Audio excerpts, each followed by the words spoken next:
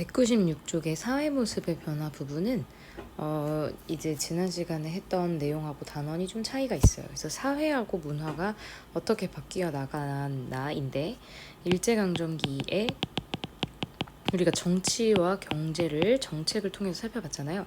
그래서 사람들이 살아가는 모습이 이제 어떤 영향을 받아서 이제 새로운 모습이 나타나는지 그런 것들을 보는 거예요. 첫 번째에 나오는 뭐 도시라던가, 우리가 두 번째에 도시 문화, 대중 문화라던가, 그리고 가난한 사람들, 그다음에 뭐 빈부격차가 벌어지는 모습, 이런 것들 내용이 대부분이거든요. 그래서 어렵진 않고, 이제 도시라고 하는 거는 산업 발달하고 관련이 있어요. 그래서 대부분의 예전에 인구가 농업에 종사하던 시대에는 도시라는 형태의 생활 공간이 별로 없었는데, 농촌보다 이제는 도시가 더 규모가 커지게 되면서 이게 공업화와 관련이 있다, 이렇게 보시면 되겠습니다. 그래서 서울은 당연히 들어가고요. 계양장은 배가 들어오는 곳이죠. 그래서 대표적으로 우리가 인천이라든지 군산이라든지 이런 곳, 그리고 기차길이 설치되면서 그전엔 아무것도 없었던 지역에 뭐 대전이라던가, 이런 지역은 기차와 함께 새로 생긴 도시예요. 그래서 예전에는 공주가 중심지였는데 이제 대전으로 주도권이 바뀌는 이런 영향도 있죠. 그래서 개항 이후부터 일제강점기에 걸쳐서 차근차근 변화가 진행됩니다. 그리고 그 사회 시간에 여러분이 배우겠지만, 우리 북한 지역, 함흥이라든지 청진 이쪽 지역엔 자원이 많아요. 그럼 그 자원을 가지고 개발을 해서 공장을 건설하는 과정에서 또 노동자들이 모이겠죠. 그러면서 거기에 공업 도시가 형성이 됩니다.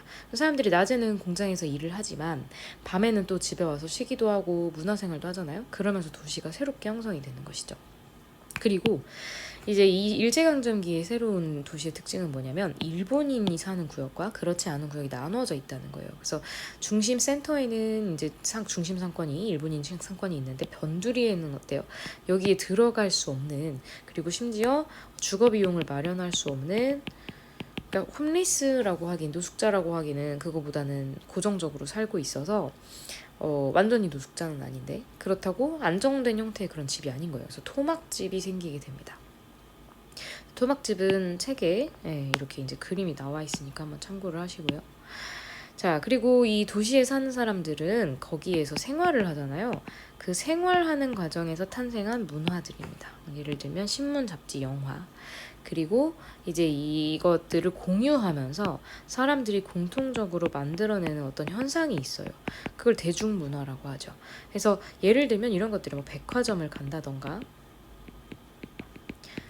옷차림, 서양식 옷을 입다 보니까 서양식 옷가게, 이런 것들이 늘어난다던가, 아니면 뭐 술집이라던가 영화관, 여기에서 공통적인 컨텐츠를 향유하면서 대중문화가 형성이 되는 거죠. 자, 그런가 하면 빈민, 가난한 사람들은 이거랑 생활 모습이 완전히 다른데, 이 미숙련 노동자는 무슨 얘기냐면, 기술이 있는 게 아니라 그냥 단순 작업을 반복하는 기술자들이에요. 노동자들이에요. 그렇다 보니까 당연히 급여도 별로 없고, 그러니까 쉽게 말하면 누구나 마음 먹으면 할 수 있는 거, 그런 것들이고요. 장기간 일을 하기가 좀 어렵죠. 그러다 보니까 큰 돈을 모아서 주택을 마련하거나 이런 이제 체계적인 생활의 변화가 어렵습니다. 그래서 높은 수준으로 생활이 향상되지 못하다 보니까 고정적으로 어떤 빈민층이 되는 거죠. 그리고 문화적 혜택에서 당연히 소외되고요. 당장 밥 먹을 게 없는데 뭐 영화를 보러 다니고 뭐 이제 연기를 하고 이럴 수는 없는 거잖아요. 그리고 농촌 같은 경우는 더 심각해요. 그래서 1차적으로는 1910년대에 실시됐었던 토지주사 사업 때문에 땅을 다 빼앗겼고, 두 번째는 산미 증식 계획으로 인해서 농민들이 또 한 번 몰락했고, 그래서 일부 사람들이 재산을 이제 집중적으로 차지하게 되면서 대다수의 사람들은 땅을 뺏긴 거죠. 그래서 이게 역사에서 굉장히 많이 나오는 어떤 테마인데, 스스로 농사짓고 자기 땅을 가지고 남한테 임대하지 않고 농사 짓는 자작농은 굉장히 줄어들고, 대신에 남에게 빌려서 농사를 짓는 사람만 늘어나는 거예요.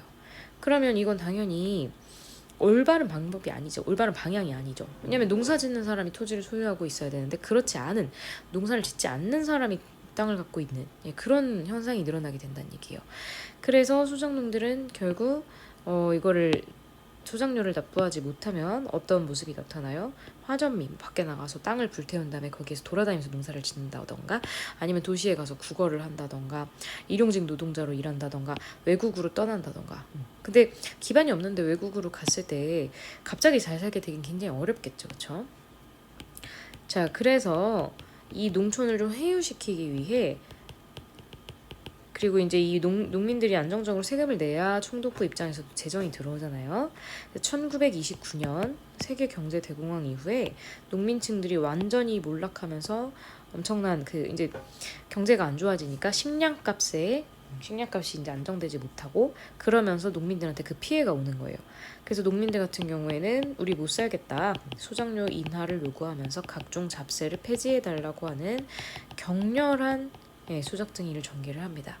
그러면서 총독부는 이걸 누르기 위해서, 아니 이건 너희가 게을러서 그런 거야, 부지런하게 지내면 살 수 있어 라고 농민들을 회유를 해보지만 당연히 효과는 없죠. 그래서 농촌진흥운동 부분은